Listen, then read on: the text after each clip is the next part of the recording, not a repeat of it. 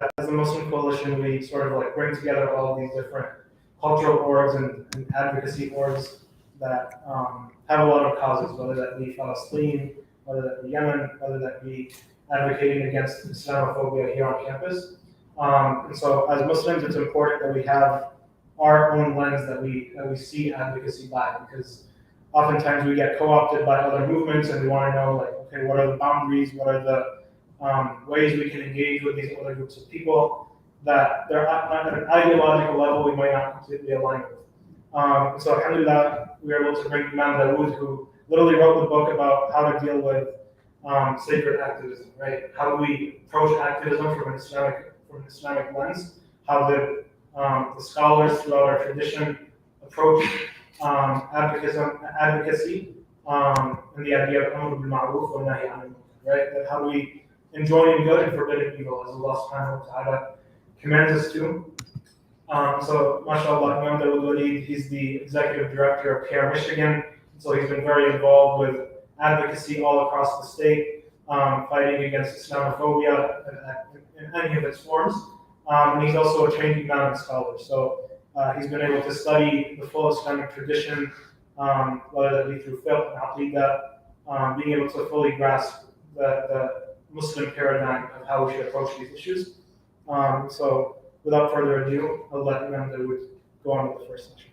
Thank you. Can everyone hear me? Do I need a microphone? We should have one. Okay.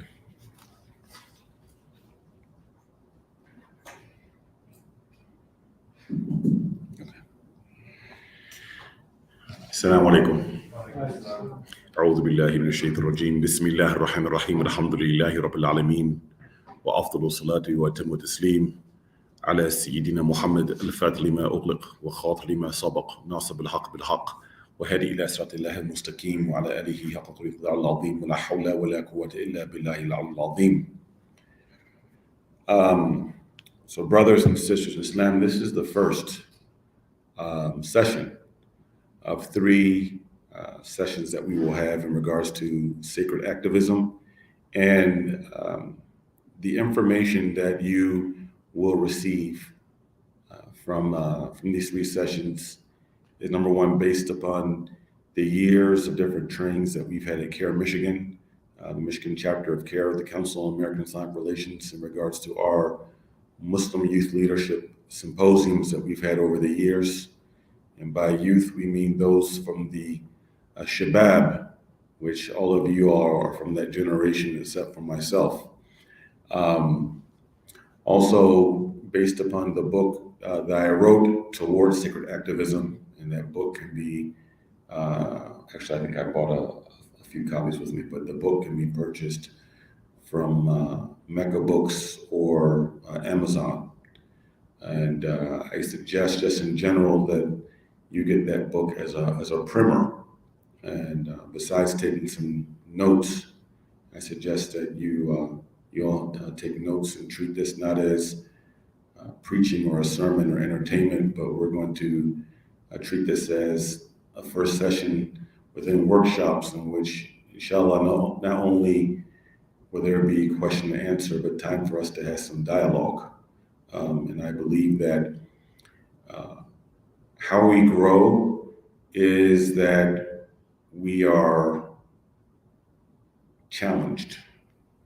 We grow through being challenged and being presented with some different ideas that perhaps may make us feel a little uncomfortable.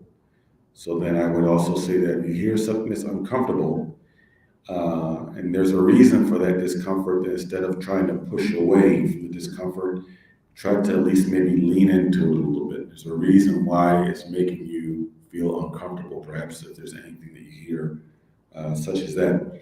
And then the third of it is, besides that, is just some anecdotal observations in regards to my work in the community as far as activism and community organizing, in which I've been active in doing these things in one form or another, starting off when I was your age, right? So I'm 51 years old now. I've been doing this for a little while, including being involved in organizing projects directly after 9/11, in which those first few years after 9/11 were very, I don't want to use the word traumatic, but it was a very sensitive and even dangerous time for our community at that time. Alhamdulillah, we've been given some room to breathe. Things are nothing right now like the way they used to be. If we were to like turn the clock back 20 years, things were very different for us. Why this class, Sacred Activism, based upon Towards Sacred Activism? I want to start off first with problematizing the conversation a little bit. And that is the reason why I wrote the book and then we started doing the trainings is because we saw not just us in our office, but some of our elders noticed that there were some problems going on in our community with activism and community organizing. And if I can quote one of my late teachers, Sheikh Salim Abdul Rahman, rahmatullahi, he said something to me when I was a younger man involved in doing things in the community. And he looked at me and he said, remember, he said, Dawud, you can be sincere and be sincerely wrong. So like feeling sincere is not enough. That's only the basis of where we start off to have sincere intentions, right? And those intentions of the sincerity should be sincerity to please Allah. That should be the number one maqsad or the number one objective. It's not for any nafsani reasons to make us feel good about ourselves, because we're in the movement, or that we're bringing change, right? Or that we are defending our people, right? If you're doing it for yourself to feel good, that's actually the wrong reason to be involved in any sort of endeavor or matter, to make yourself feel good. If it's for your people, it could be for your people, your particular group, be it your religious group or be it an ethnic group. But if centering Allah subhanahu wa ta'ala is not first, then the activism that is being done, not only may it not earn you or me any ajr or any reward with Allah subhanahu wa ta'ala on our book of good deeds, but in the name of trying to help our people, we can end up doing more harm than good. So this is what we saw, is that many people were involved in activism, making many grave mistakes. We will all make mistakes. Because the Prophet ﷺ said that every children of Adam will err and make mistakes. But the best of those who make mistakes seek his forgiveness. So we're all going to make mistakes, right? But there are grave mistakes when people step outside of certain framework and guidelines in the name of activism. So what we're going to do for this first class is basically do some level setting. Inshallah, every one of you, if you're not a student of knowledge now, becomes a student of knowledge. And when I say student of knowledge, I don't mean getting a college degree. I have a college degree, a secular degree too, but I don't mean student of knowledge in that sense. What I mean is studying this tradition and the traditional ways of transmission, right? So this tradition was not passed on by people just picking up books and reading the books for themselves. That's not how Islam was transmitted from generation to generation, in substance and in form. No.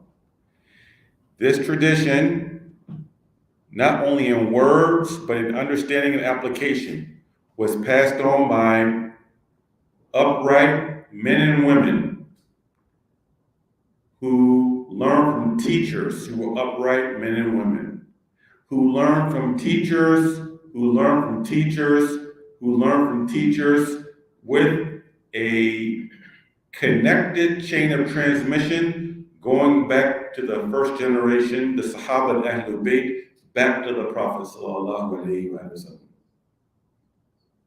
That's how this tradition was preserved.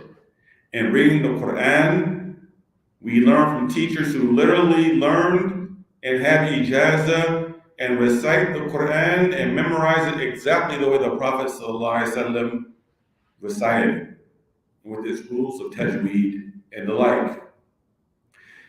Likewise, the hadith. We study books in which we know the biographies of each man and woman. It's called Ilm Rijal. We know the biographies of each person that we learn from that goes all the way back to the Prophet sallallahu alaihi wasallam. Right?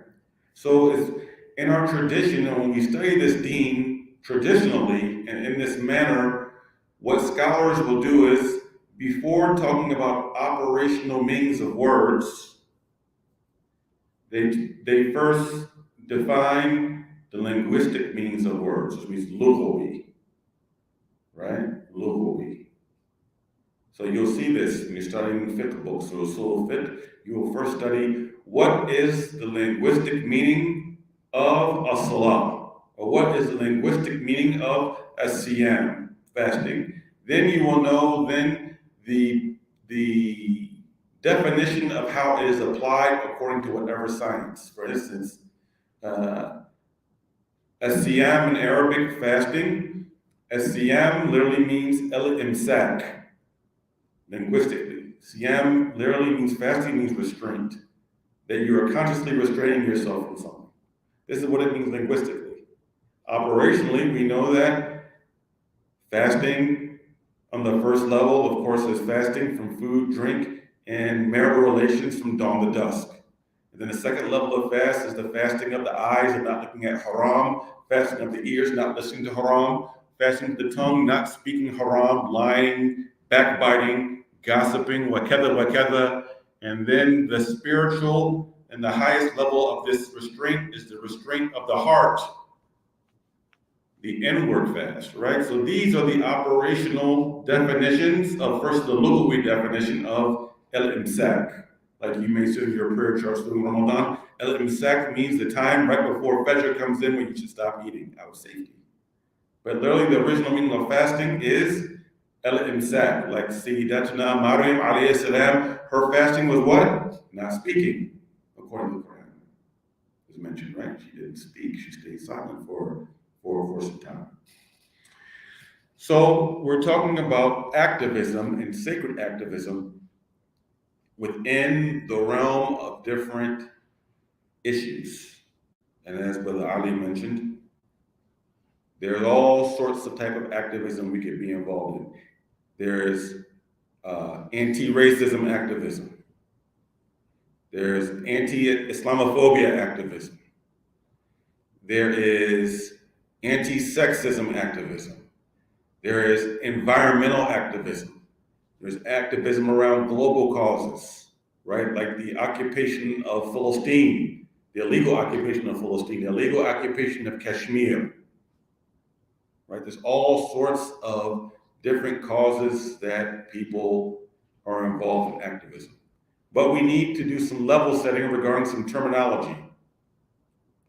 So activism in and of itself, and we have the word act or acting, right? So just very briefly, it would be the process of bringing forth some sort of action that would bring positive change or to stop a negative harm or something that's detrimental or harmful happening, be it to Muslims, if it's anti-Islamophobia, if it's anti-racism in regarding to black folk or brown folk, or illegal occupation of Palestine, whatever it is.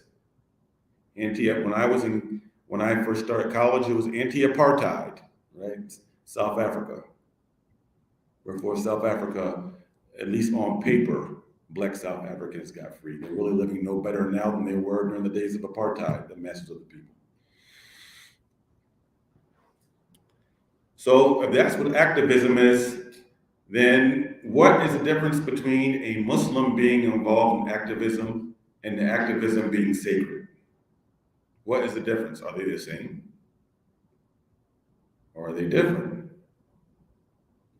Because we could be involved in activism from secular or profane frameworks using secular or profane language. And when I'm saying profane is literally the maqabil, or is the opposite of sacred. Profane is the opposite of sacred. I'm saying profane, I don't mean profanity. I mean something that has no respect for the sacred or will violate the sacred.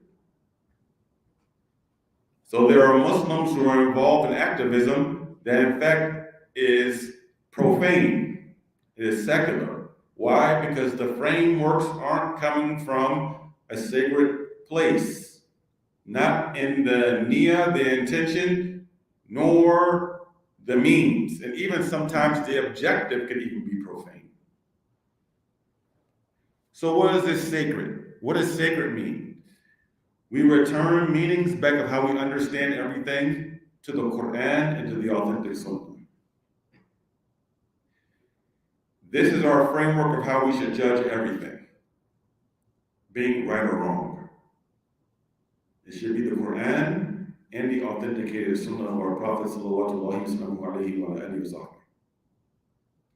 And this goes to something else. We have to be clear on the difference between what is objective and what is subjective. We need an objective criterion. Everything is not subjective. We don't base our activism sheerly on what is the subjective. The subjective are feelings. In our books of Aqidah talk about this. Like if you read like Imam al-Nasafi's book of Aqidah, for instance. And we all should study some sort of formal Aqidah. This is the first thing that we study. Before fiqh, we're supposed to study Aqidah first. There's a difference between objective and subjective. What is subjective is speculative. What is objective is incontrovertible.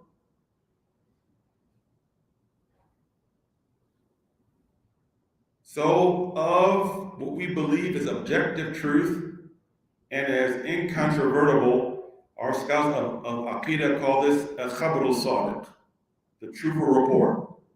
Al-khabar al-sadiq. What is the khabar al-sadiq? Firstly, the Quran is al-khabar al-sadiq, is the truthful report. ذَلِكَ الْكِتَابُ لَا رَيْبَ فِيهِ هُدًى لِلْمُتَّقِينَ. And Allah subhanahu wa ta'ala says in the beginning of Surah Al-Baqarah, in this book, in it there is no doubt, and it is guidance. But it has no doubt for who? And guidance for the people of Taqwa. Not for the general people, for the people of Taqwa. Who are the people of Taqwa? The people of Taqwa who regard the Quran as the source of truth. They are those who strive to obey Allah and His Messenger, sallallahu alaihi wasallam, and strive not to disobey.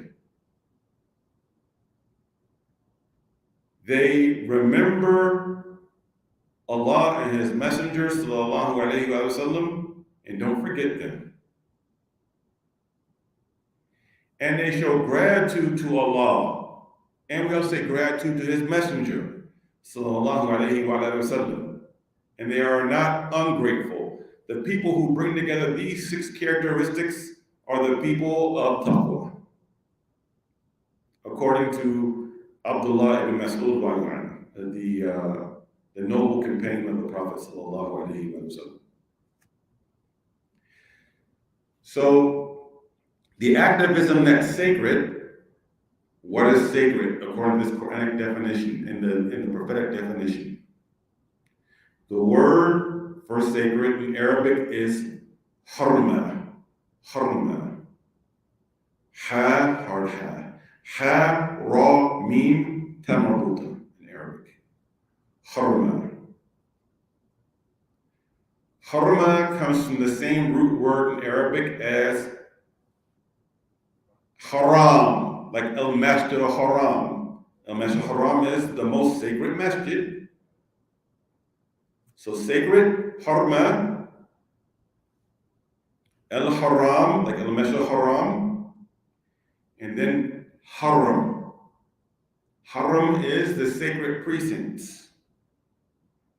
So, for instance, the Prophet ﷺ in the hadith that is well authenticated, he said, "El-mu'minu a'zamu hurmatan lil-Ka'bah," that the believer and his or her importance is more sacred than the Kaaba. If we even understood this one hadith, we would treat each other as Muslims much more respectfully. Right? Your hurma is more sacred than the Kaaba.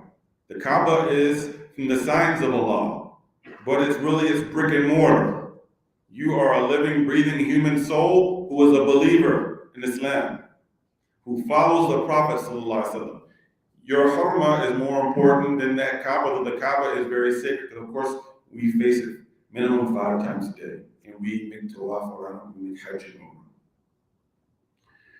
So, hurma is sacredness.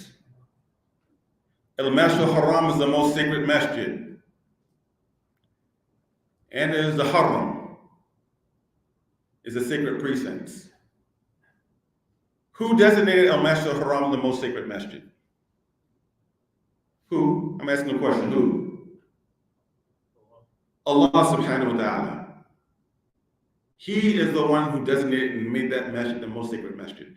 And the sacred precincts that is within, who made those precincts sacred? Allah subhanahu wa ta'ala. He made that sacred. And in those sacred precincts, if you ever go to Mecca, how have you all been to Mecca before?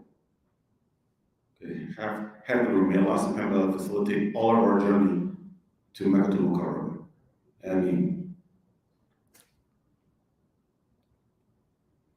In the Haram, there are certain things that we should do, and there are certain things we need to be extra careful to stay away from. To the extent of like not even killing even an insect unnecessarily or intentionally. To that extent. In the Haram, you don't do that. And instead, Ihram. And in Ihram, the state that we're in which requires special dress for the men, making Umrah and Hajj, Ihram is related to the word Harma, which also means sacred. It's a special state in which there is a specific type of dress for men. So when we're talking about sacred, within the context like Haram and sacred precincts that God made and said, Allah subhanahu wa ta'ala, it is when the activism that we are involved in is operating inside the precincts or the parameters of what should be done and what should be stayed away from as conferred and set by Allah subhanahu wa ta'ala and his Prophet sallallahu alayhi wa sallam. Which means this sacredness dictates the objective or the maqsad of what we are striving towards must be congruent with the Quran and Sunnah. Number one. Number two, the intention of reaching that objective should be with the intention of pleasing Allah subhanahu wa ta'ala, which means operating within inside the precincts that He set. And then thirdly, using means that go in accordance with the sacred law and the akhlaqiyat, the ethics of the Prophet sallallahu alaihi wasallam. So for sacred activism, the objective must be based in the sacred. See, it's three things, right? There are three things. The objective must be based in the sacred. The intention must be based in the sacred, and the means must be based in the sacred. for it to be sacred activism. If any one of those three are violated, it is simply a Muslim involved in activism. And subhanAllah, if we violate any three of these, we could have good intentions and still be, unfortunately, we could collect sins for ourselves in the name of doing good. Because to violate the sacred law is sinful, right? So just having good intentions is simply not enough. As a matter of fact, one of the great scholars of our tradition, Yahya ibn Mu'adh al-Razi, rahimahullah ta'ala, he's from the Zuhad. He was an ascetic, or some would call a Sufi. He said, Yahya ibn Mu'adh said, if you cannot give benefit, then do no harm. If you cannot bring benefit, then do no harm. If you cannot bring benefit, then do no harm. Meaning that if we aren't sure about the sacred parameters, it's better for us to sit still and practice sukut, to be silent, than to act outside of the sacred boundaries, or to be unclear about the objective, whether it jives with the sacred. Which gets us to the next point. What is justice? What is justice? We could go to people on this campus right now and go to 10 random people and probably get 4 or 5 different definitions of what is justice. Justice from the Islamic framework is just not simply what we think justice looks like. It even goes beyond the definition that's in Webster's Dictionary, Oxford Dictionary, right? We have our own nomenclature and we have our own definitions that are not subjected or confined merely to secular definitions of things. We're Muslims.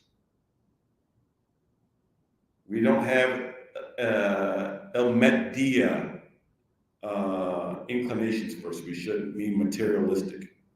We're not just interested in outward things.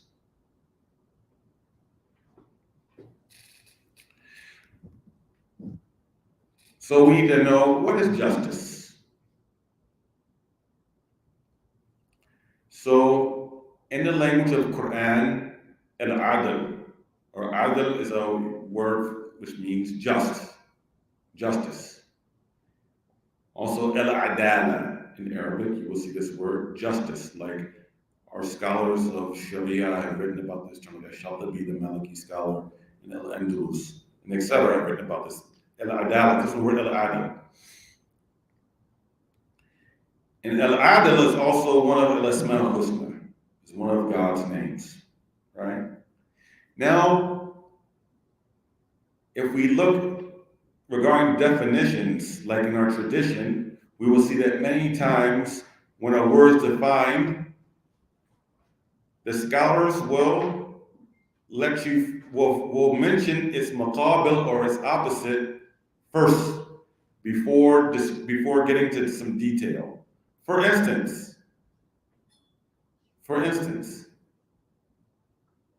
would you really know how it is to feel warm if you've never felt how it is to be cold? Would you know what bitterness really tastes like if you've never tasted something sweet? Right? Would we know what light is if we didn't understand or see darkness? No, Allah subhanahu wa ta'ala teaches us, and we understand this through aql, things through contrast. All human beings, whether they believe in religion or not, would attest to this. We can see if someone's really tall, like LeBron James, and we can see someone who's short. Oh, that person's short, that person's tall. By contrast, they compare and contrast. So the opposite of al-adl or adala. Al-adala is a term that is used in the Quran. It's called dhulm.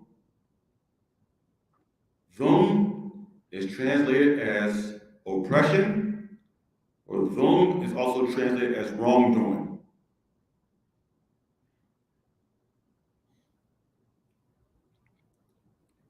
إِنَّهُ لَا يُحِبُّ الظَّالِمِينَ. And surely he, meaning Allah, does not love the people who commit dhulm, who commit oppression, or commit wrongdoing.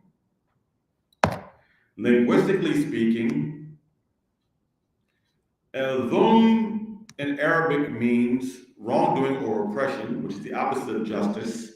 Linguistically means when something is taken outside of its proper place, then it's wrong. It's in the wrong place, right?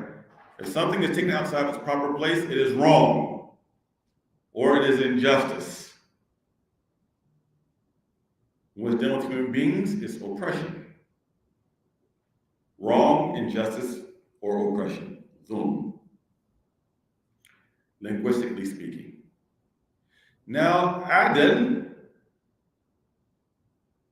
when things are just, they are in their proper place, which is in the wasat, in the middle. Allah subhanahu wa ta'ala said this ummah, وَكَذَلِكَ جَعَلْنَاكُمْ أُمَّةً وَاسِطًا. And thus we've made you a middle community. And the scholars of tafsir means that this community is adl. Ummatun adl. Which is in the middle. When it's in its proper place. Anything too far to the right or too far to the left is outside of the proper place. So any actions that people do to take things outside of their proper places, be it too far to the right or too far to the left, is dhulm. It is wrongdoing. It is injustice. And when it's dealing with people, it can even be animals, oppression. Like camels can be oppressed, dogs can be oppressed, right? Or wronged. So, this is important.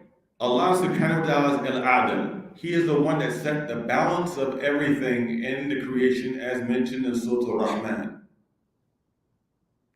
He set the mizan, the balance, what? Bil-qist. Bil-qist was also related to adl. And is Allah who put everything in their proper places as He intended them to function in the natural world. When people take things outside their proper places that Allah intended them to function in, this is injustice. Right? This doesn't mean feelings. Someone can say that something is a justice issue. So, oh, you're committing injustice against me. Maybe what the person's advocating for is not a God-given right. Maybe they're advocating to do something in the name of rights that is taking something outside its natural proper place. And we know examples of that without getting specific. But I'm going to touch on a specific thing on the third session. Right?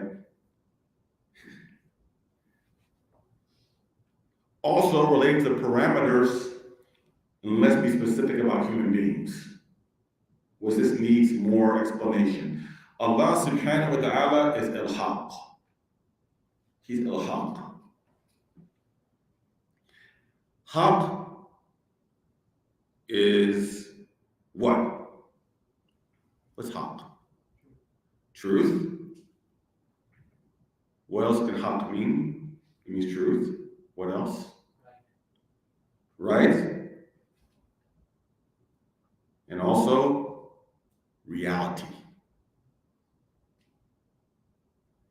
So Allah subhanahu wa ta'ala is al-haq. He is the truth. He is the author of truth. And He is the ultimate reality. And al-Haq subhanahu wa ta'ala is the extender of huquq al-insan, which we call human rights. So as flawed as the founders of this country were, like Thomas Jefferson, that chattel slave master, who didn't have the decency of even freeing his own children while he was alive. He's still the author of that document called the Declaration of Independence, isn't that right? And what did he say in that?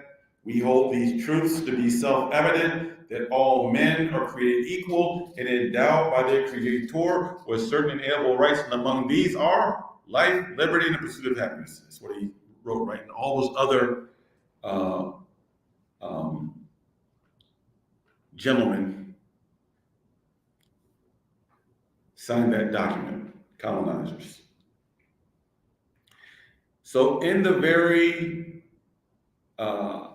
genesis or origin of this land that we live in, even the so-called founding fathers in theory stated that rights don't come from the king.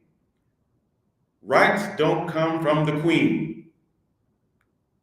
Rights do not come from a general. Rights do not come from the government. Rights come from who? Al-Khalaq. That's what they said. The creator come from God. Right? So, huquq al-insan, human rights come from God. And these are immutable. Human rights come from God, and God doesn't change. Therefore, these human rights do not change.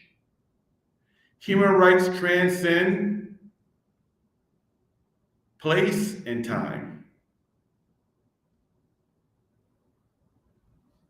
Hence, someone can call something a right or a human right that is not a God-given human right.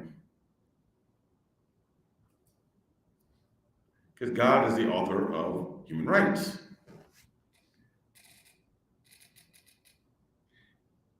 Not the United Nations, not the Geneva Convention, not the International Criminal Court. Now, let's go over 3 red flags before I conclude for any questions and answers or comments. We have to be clear in this endeavor, the difference between human rights versus civil rights. Human rights and civil rights are not the same. And in fact, they can conflict.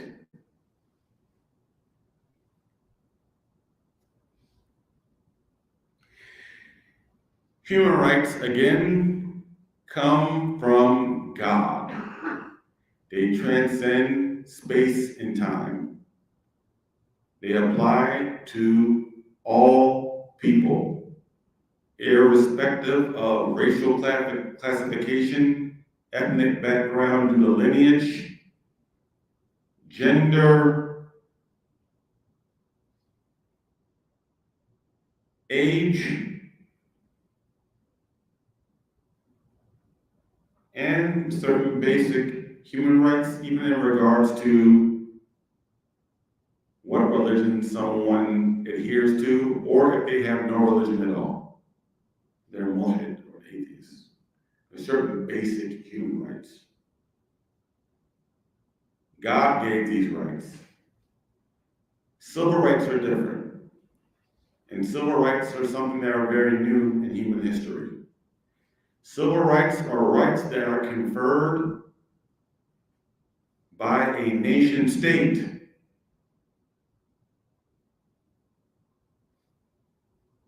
And only those who enjoy full civil rights are citizens of that nation state.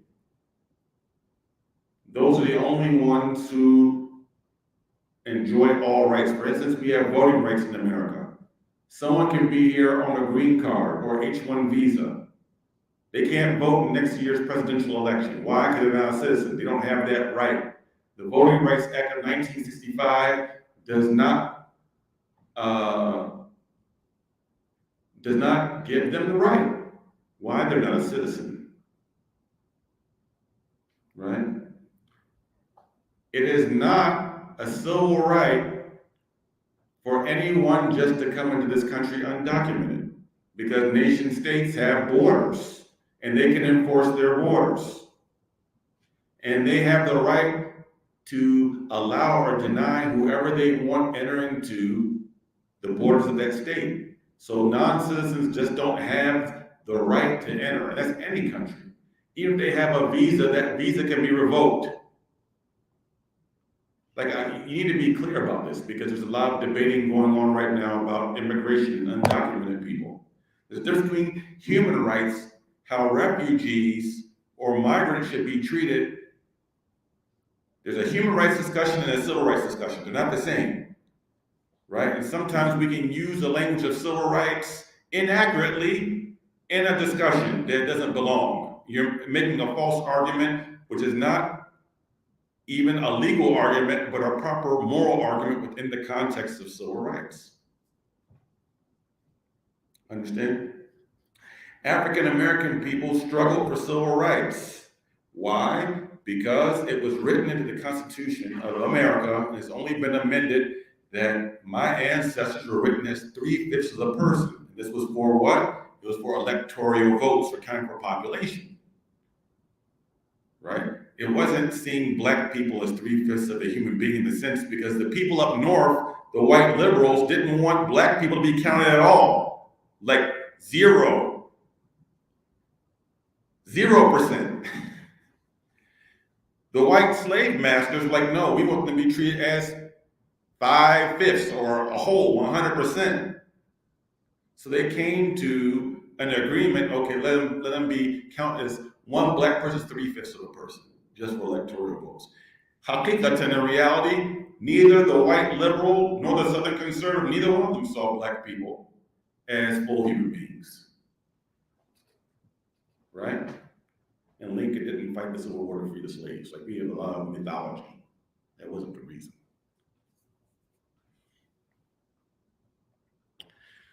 So civil rights and human rights aren't the same. Therefore, a group of people can lobby for civil rights. A government can give people a civil right that's not an inherent human right. Understand? They exist in America right now. There are certain things that have been made legal through executive order and court decisions, and through legislation in this state that have made something a right in which people can seek redress under civil rights. It's not God-given human rights, right? I don't have a God-given human right to go smoke weed or sell hashish or THC-infused brownies and cookies. It's legal. It's just one example. One perhaps less controversial example. There's more.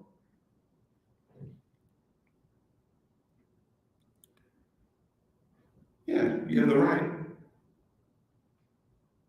A right given by the state. And vice versa. A country, and this has been historically a case in America, where certain human rights were made illegal and those were not granted as civil rights. And there's many examples of this in American history, right? And they still go on to this day.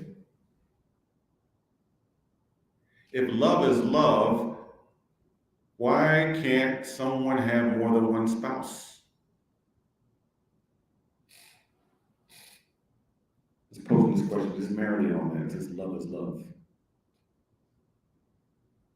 I have one wife, I only want one wife. But let's say I want more than one wife right now and I could. That's illegal. I don't have that civil right. That's a God-given right that I have in Islam. Or at least it is something that if I'm able to fulfill the rights of both, it is lawful for me under the Sharia. But it's illegal. The two dudes can go get married. Civil right. Another example.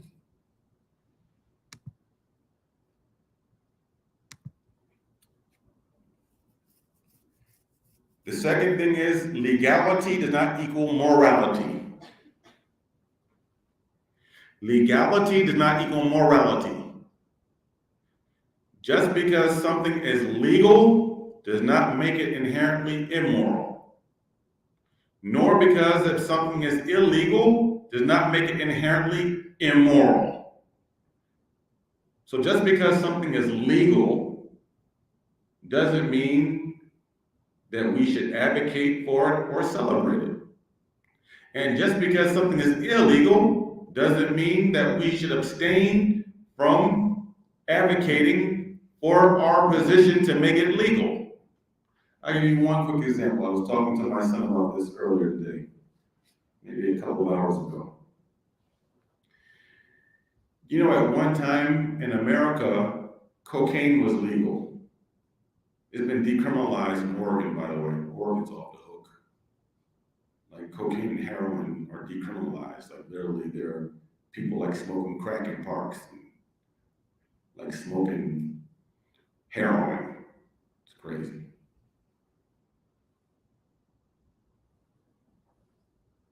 Cocaine at one time was legal in America. And there was prohibition. Alcohol was made illegal. So we have circumstances and instances where alcohol was legally inaccessible and cocaine was accessible. Then through demand and organized crime, they gave in and made alcohol legal again after prohibition, and then criminalized and made illegal cocaine.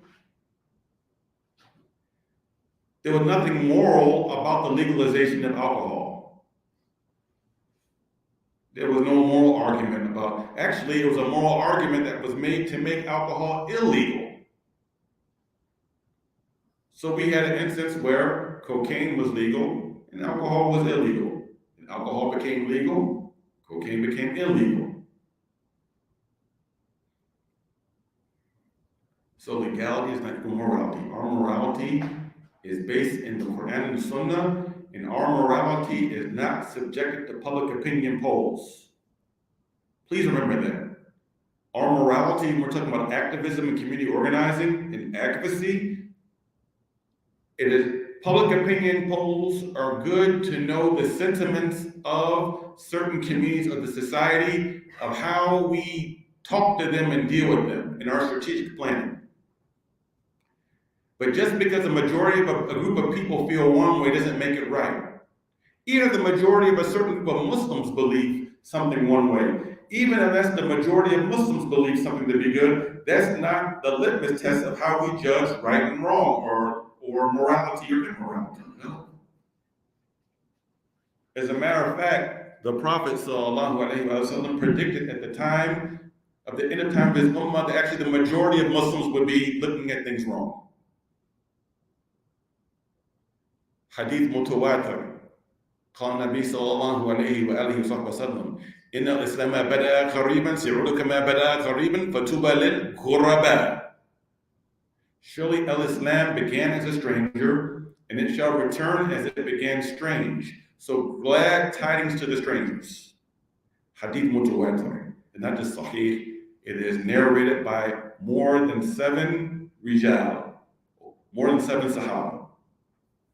Now, there weren't even 200 Muslims that made hijrah from Mecca to Medina. At the time of the farewell sermon, there were 120,000 Muslims right there. Now we have 1.6 billion Muslims, yet the Prophet ﷺ said that Islam would one day return. Strange, right? Which means if the Sahaba were around the day and saw us and how we practice Islam and act, they may not even recognize us as being Muslims outside of maybe our prayer. Facts. The Prophet ﷺ said, كيف بكم رأيتم محروفا منكرا وكيف بكم رأيتم منكرا معروفا. How will you be when you see the good as bad, and how will you be when you see the bad as good? This is what the Prophet says. Speaking to who? Speaking to Muslimin. So we don't use public opinion polls simply to judge what's right or wrong. Our morality is not subject to public opinion polls. The truth is with the Quran and the authentic Sunnah. Well, this is a Khabar al-Sadiq. And we have two other ways of how we find out truth, and we'll get to that next session, inshallah, when we talk about this issue from the lens of Aqidah. The third thing is, and this is the last point, truth versus feelings, which I started off at. Red flags. Truth versus feelings. You know, we have this weird saying that I heard starting about 10 years ago. Speak your truth. That's her truth. That's my truth. You have your truth and I have my truth. When we're all looking at something, and it's talking about issue of morality, we all don't have our own individual truths. There is the truth. If it is objective, if it can be, if we have an objective measurement, an objective standard, right? Feelings are subjective. In the language of usul, feelings are dhanni, they're speculative. Truth is qati, is incontrovertible. It can't be argued with. So, we have a right to our feelings, but our feelings does not make us right. A group of people have the right to their feelings, but their feelings do not make them right. Please understand that. There is a difference between feelings and facts. And we're going to be a people of empathy. We're supposed to be a people we're not Vulcans, like in that old show Star Trek, like Mr. Spock. Like, we are human beings. Our Bashariya, we have feelings. We have emotions. But a group of people simply cannot be leaders of a society and bring about change, positive change, and stop harm by simply moving based upon and prioritizing issues based upon feelings. A people who prioritize things based upon feelings and act of feelings are a foolish people that can be easily manipulated, like puppets with strings. And that's how most of these politicians and these political groups manipulate Muslims in activism. They bring forth something, they bring forth the emotion of fear to try to scare us to take a certain position, or feel as, or almost as if Allah is not most powerful, that we need to be underneath some other people's umbrellas. We need them for protection over Allah. So they use these emotions like this, or tell us we have to be merciful, when really we confuse rahfa for rahmah. Right? Many times when we say the word rahmah for mercy or compassion, we really mean pity. Right? So we will even confuse that, and we get manipulated. So then we move here and we start taking these issues in the name of solidarity. In the name of solidarity, quid pro quo. They scratched our backs on Palestine, so now we got to go to their event and fly their flag and scratch their back. This is based upon feelings and emotions. It has nothing to do with haqq. It has nothing to do. That's not sacred. That's not sacred. That's profane. It's actually the opposite. Right? It's profane. It's profane sensibilities. With that, I'll stop. And I will take any questions that are coming from you all here, any comments, or from the people who are watching, right? Ali, there are people watching. You can, if they have any question or comment, they can ask as well.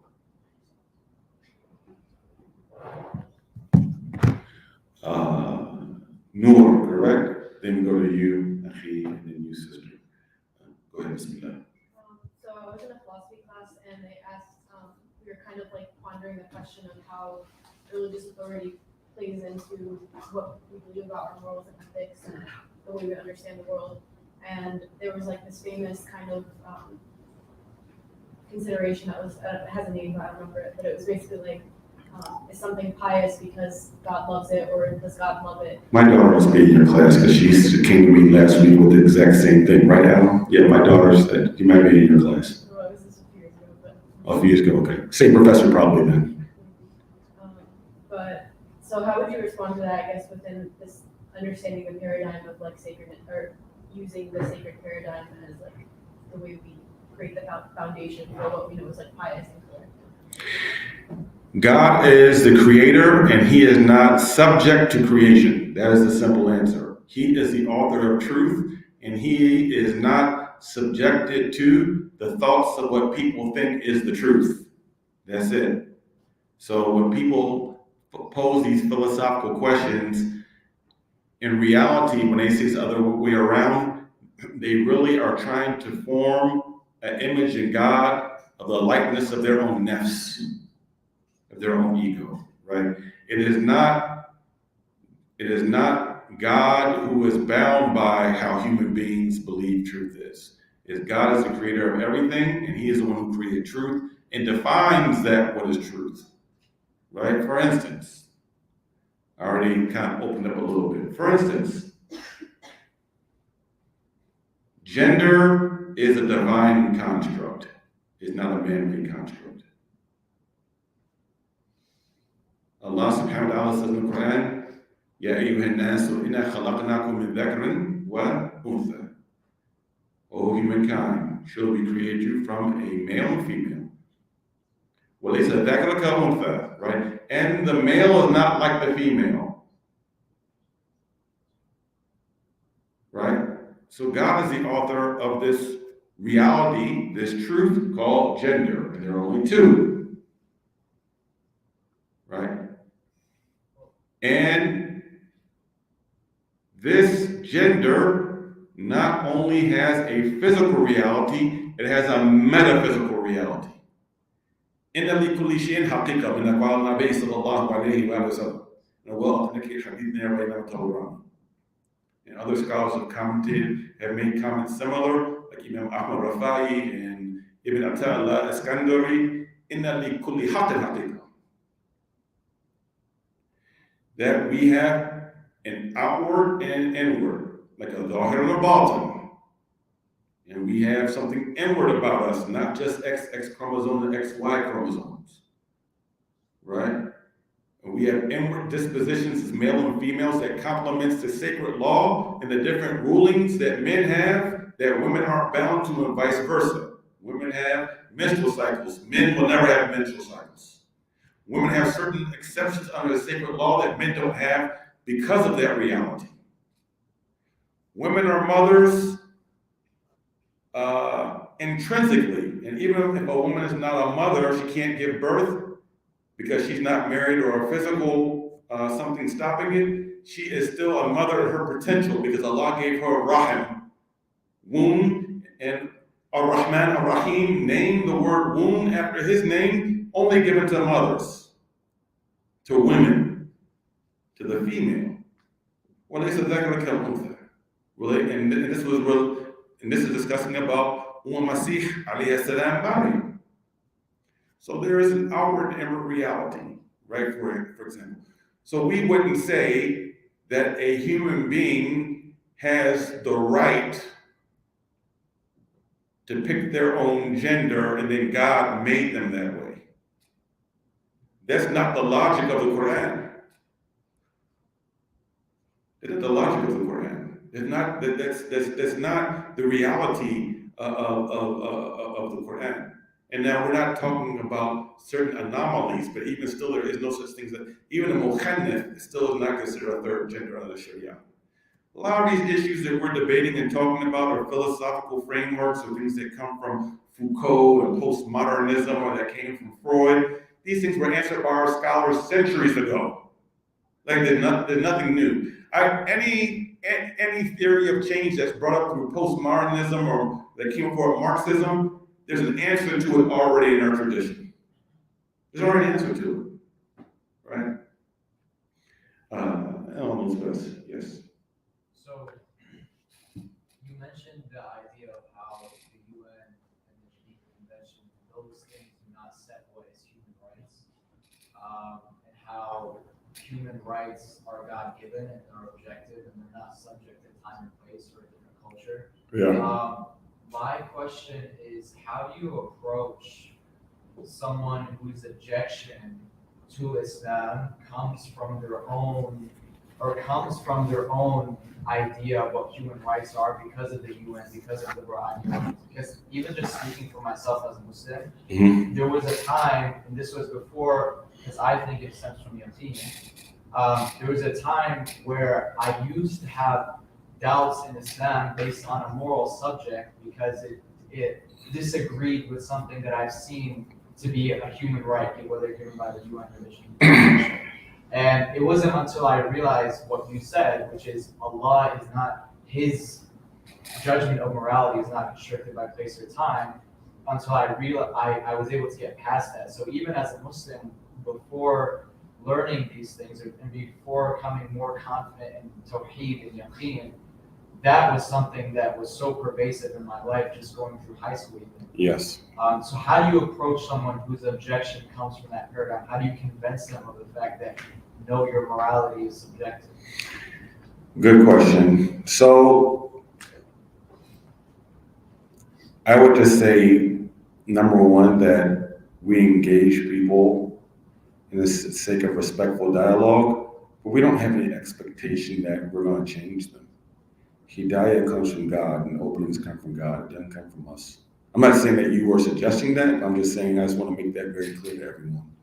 We are not the ultimate determiners of outcomes. And once we accept that, in Allah ala kulli shay'in qadir, surely God is all powerful and He is the one that determines all outcomes of things. It's actually liberating for us and will make us less frustrated.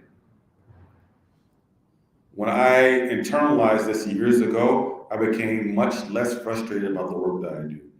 If we think that we are going to convince people and change people about positions, that's going to lead to burnout. Because most of the people aren't going to change just with arguments. The proof of this is, look at the Quran and Nabiullah Yunus alayhi salam. He preached his people for a very long time. He was planting seeds. They didn't accept after his years and years of dawah. So we know the story. He went out into the boat, and then he went overboard, and he went under 3 stages of darkness. He went under the darkness of night, under the darkness of the deep water, and the darkness of the big fish, or the belly of the whale.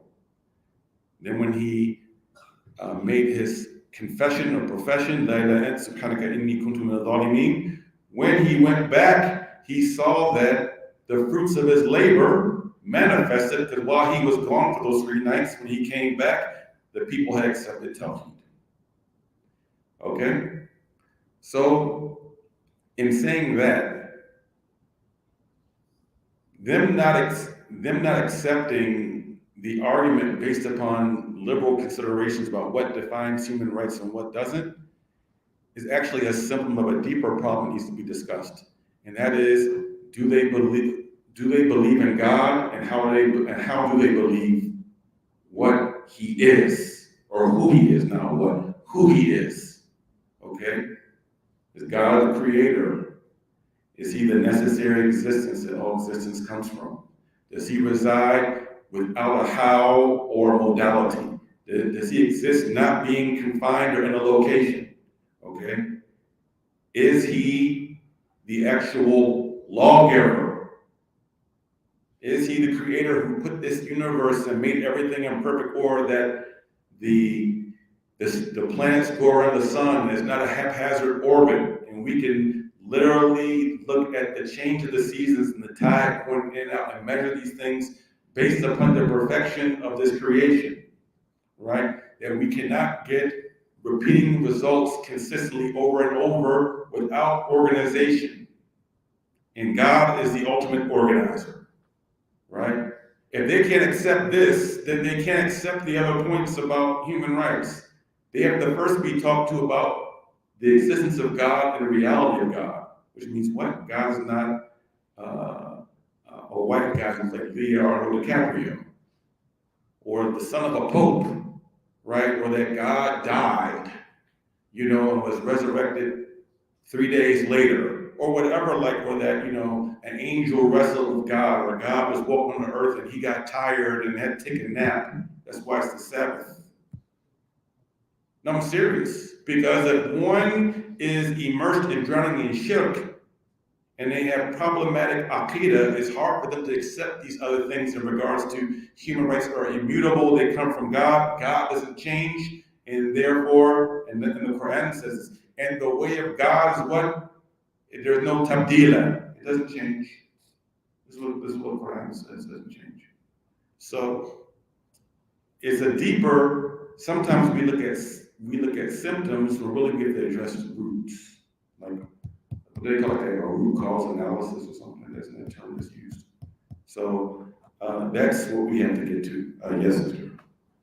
Yeah, I was wondering, so is there room for nuance in a lot of these things? Because I know you said that truth isn't objective, but I think like in reference to what you said about like legality of substances, like the people who are most affected by that are often folks of color who are often, most harmed by the prison industrial system. And so the impact of the legality of drug or decriminalization might not be that people might be using it at a different rate, but they might be being incarcerated at a lower rate, and that might be the overall impact. Like, is there like nuance when it comes to our moral compasses as far as like, okay, the impact is maybe greater than. Very good example. I've addressed this before, so very good example. Thank you. So it was very interesting in the city of Detroit, but when they were remember they were decriminalizing marijuana for recreational use. And this example that was used in regards to mass incarceration that was used, and that these drugs need to be legalized for recreational use to offset a bigger harm. And number one, the majority of Black leadership did not want marijuana legalized because we know the negative effects that it does in our community and where these shops go. NAAC, the Council of Baptist Pastors, myself, none of the Black leaders in Detroit, except for some people who came from the suburbs, want to speak on behalf of Black people and professional activists paid by foundations from far leftist money for the people, because who funds you runs you. We have to remember this, a lot of these talking points we get are manufactured, number one. So we're talking about feelings, we have to go to the directly impacted people if we're talking about feelings. I didn't say all feelings are wrong, but feelings don't in and of themselves represent facts. Okay, so for instance, our argument was instead of legalizing drugs, which leads to health problems and other social problems, because we can't say that marijuana, that there's any care in it for recreational use, then if the argument is incarceration or mass incarceration, then you treat it like a civil offense instead of a criminal offense. But you don't legalize it, that it can be recreational use and abuse. So you treat it like a traffic ticket, or you treat it like some other sort of civil offense, like if someone were to violate something like at their restaurant with the health department, but not to legalize it. Because we have to also understand that anything that's displeasing to Allah subhanahu wa ta'ala is going to cause unseen negative consequences, even if we don't think that we can't see it. And this is why we don't look through the lens just of the material. We have two eyes, the eye of the physical and the eye of the metaphysical. And we know that sin, things that are haram, causes societal harm, and Allah subhanahu wa ta'ala made these things forbidden, not because He made things forbidden just arbitrarily. Anything that's forbidden that human beings do will cause some sort of harm, right? So I can appreciate that we don't ignore people's feelings. But number one, whose feelings are we talking about? Since you brought forth that. And then does Does one group of people's feelings trump my feelings and other people's feelings? You see what this is? Because when we talk about feelings or empathy, then what we're really talking about, one group of people in the name of their inclusion excludes other people's feelings. And this is another problem with the diversity, equity, and inclusion discussions we have. Oh, okay, I have to be inclusive of you to the exclusion of what I believe. No. Therefore, you can't expect me to submit to that. I'm going to resist that. Right? So, feelings are important, but again, feelings aren't necessarily facts. But in the case of this issue, and another point, we're talking about this, majority of people who are doing long criminal sentences for nonviolent drug offenses is not related to cannabis. That was a red herring argument too. Most of that relates to the crack cocaine sentencing. That was done by, in part, legislation put forth by the 46th president of the United States of America, Joe Biden, when he was a senator. Democrats did that. And I lived through the so-called war on drugs. Bill Clinton, right? I know what that did. But it's not really, that was a way, I believe, of people advocated for that as a means of making money, because cannabis now in the United States of America has become like a multi-billion-dollar business. People are making money with this stuff. So we always factor in capitalism, right, into our analysis. Who is benefiting? Who's benefiting from this stuff in the name of social justice? And who is actually being harmed? Who is not profiting at all from it? Black folk ain't profiting from that. Anyway, this is now. Alright, so my question is kind of, so I mean, like there's the opinion in my heart regarding a law and objective morals, because it's like super rational in a lot of ways. But then I'm also interested in pursuing a career in academia in some way. Mm-hmm. And when I look at academia, whether it's from a STEM lens or humanities lens, I look at it as a very arrogant field in which humans, researchers in general, are looking at the world through a so-called objective lens, and then saying, oh, these are laws that occur, and these are this and that. And to me, it's almost antithetical to what Islam really like holds.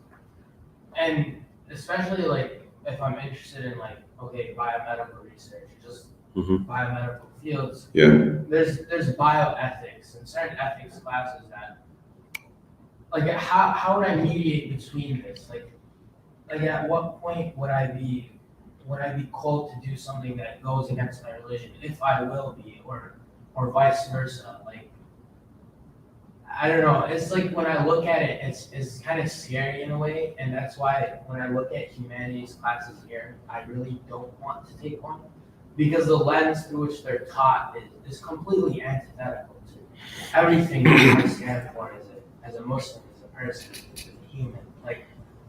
Like how would you respond? So, just a general rule about anything in life, and of course you take, you make istikhara, you pray about it, and you take advice from several people, not just from one person, people that you respect, people of knowledge, as well as people who work in the field. But a general rule about anything in life, the Prophet ﷺ said, leave what makes you doubt for that which does not make you doubt. Leave what makes you doubt for that which does not make you doubt. Leave what makes you doubt, what gives you raib. For that which does not make you doubt, right? In this, there is safety. And also the Prophet ﷺ said, Inna halal bayin, right? Inna al-haram bayin, right? Surely the halal is clear. And the haram is clear. Then there are those things that are ambiguous, right? And those who stay away from the ambiguous, they preserve themselves, they preserve their deen, right? So these are just two quick rules that when we are unclear about things, it's always best in all circumstances, be it a profession or be it on an issue, it's always best to sit still instead of moving forward on something when we're unclear. This is about anything. This could be about moving forward to marry someone. This is anything, right? That is a career. It could be activism, it could be someone who's coming from marriage, right? If you have some serious doubts, stay still. The other thing is, not speaking to you specifically, anyone in general, that when we approach two things, when we approach any secular discipline,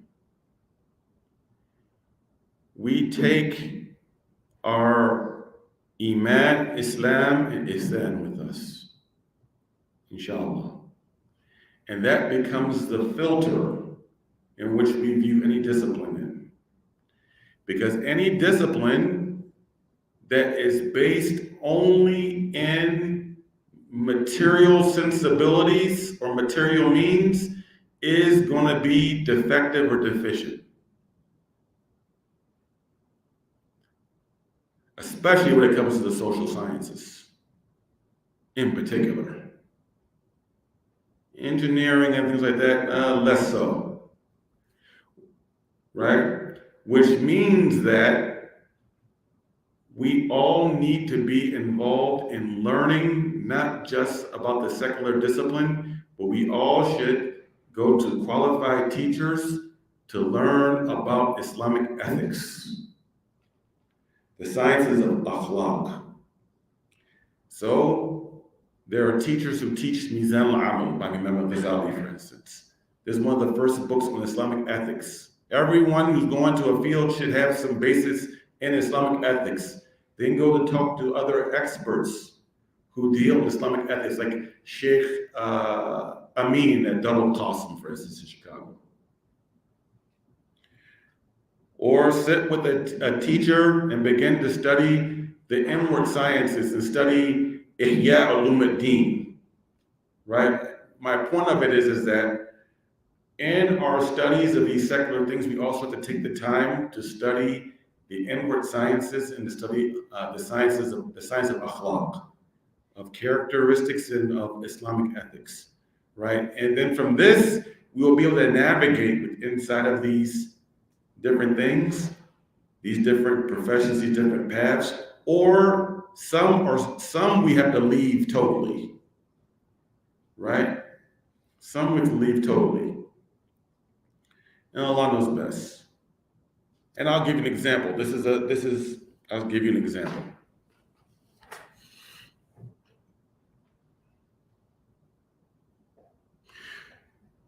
I just heard this on a talk show this morning.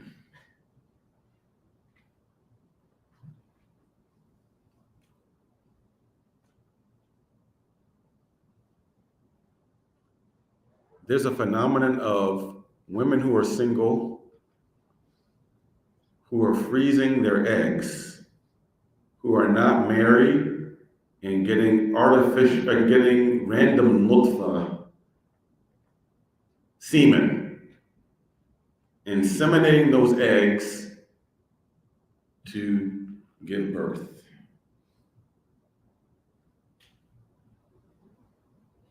Right? Our scholars have said this is haram.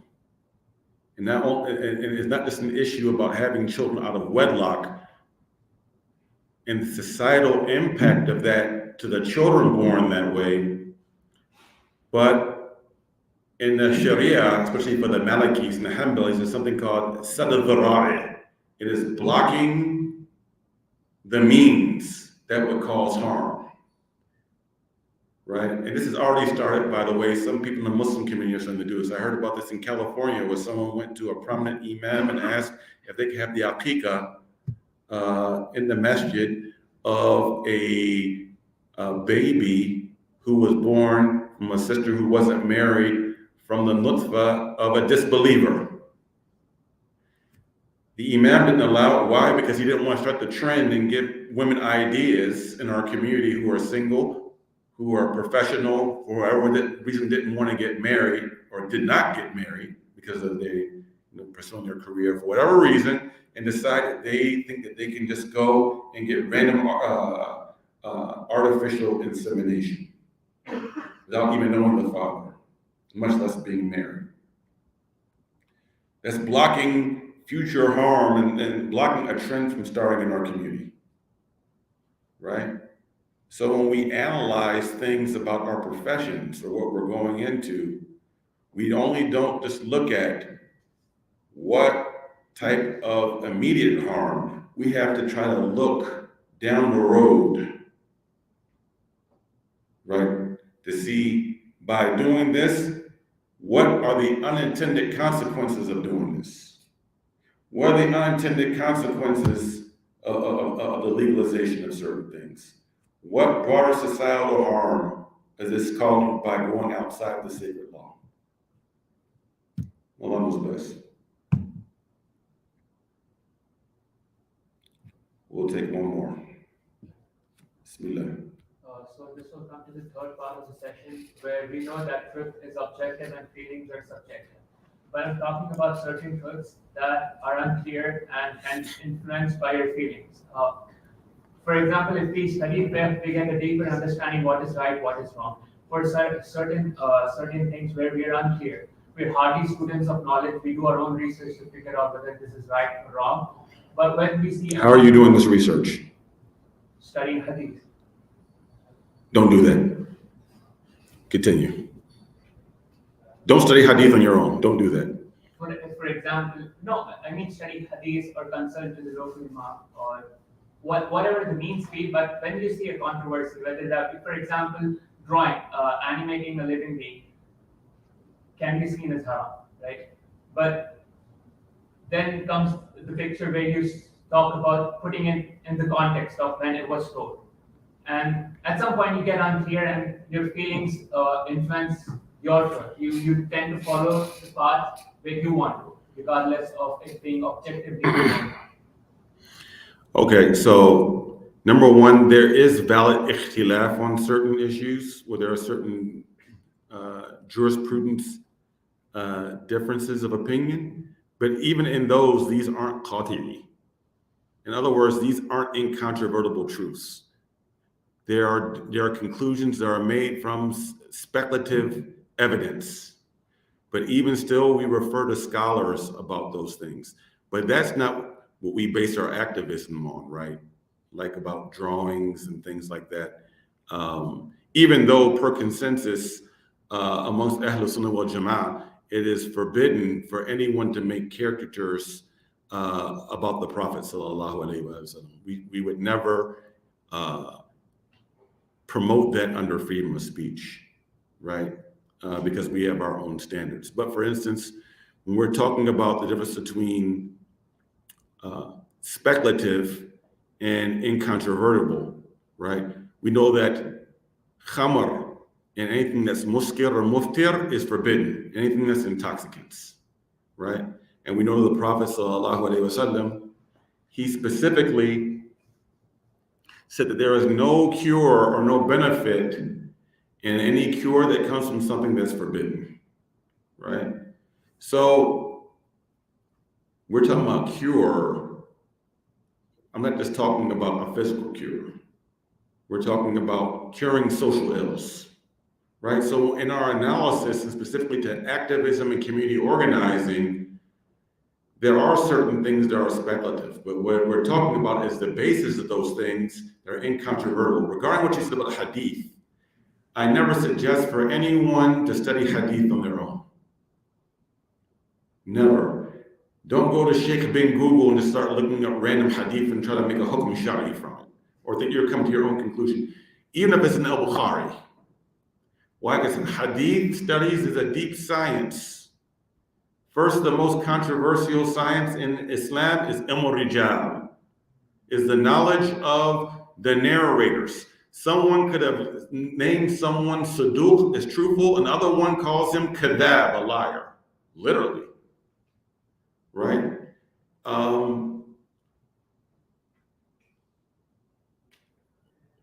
There are different standards of taking a hadith for aqidah than fiqh. And there's a different standard of taking hadith for fiqh then for fada'il, or virtuous actions, right? So one has to, and this is why traditionally in our Islamic tradition, the faqih has a position over the muhaddith, right? The scholar who comprehends rulings has a status over someone who just memorized a bunch of hadith. But studying hadith on their own, on your own, or looking up things is dangerous, right? I never suggest for anyone to do that.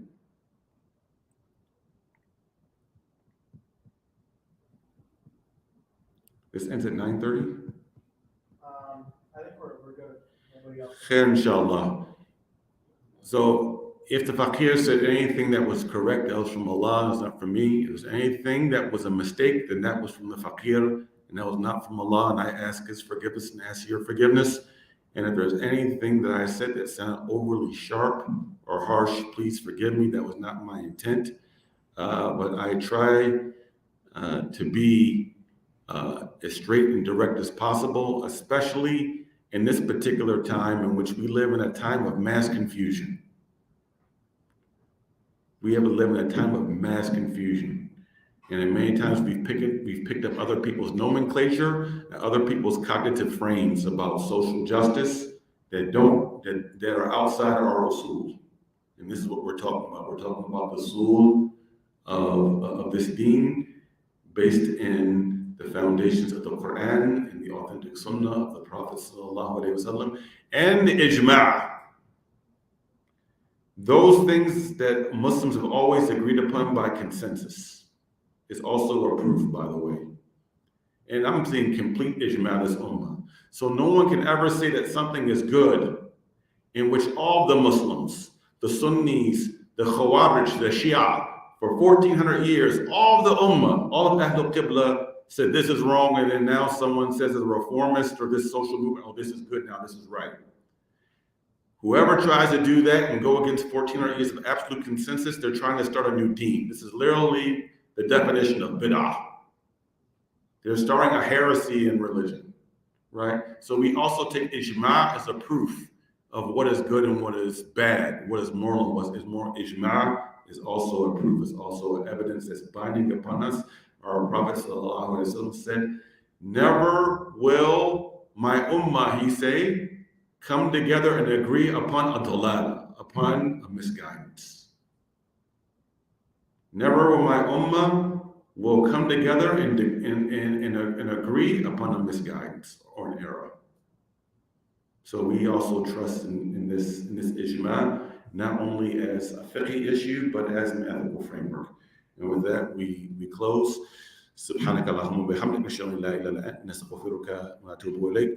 اعوذ بالله من الشيطان الرجيم. بسم الله الرحمن الرحيم. والعصر ان الانسان لفي خسر الا الذين امنوا وعملوا الصالحات وتواصوا بالحق وتواصوا بالصبر. وصلى الله على نبينا محمد وعلى اله وسلم.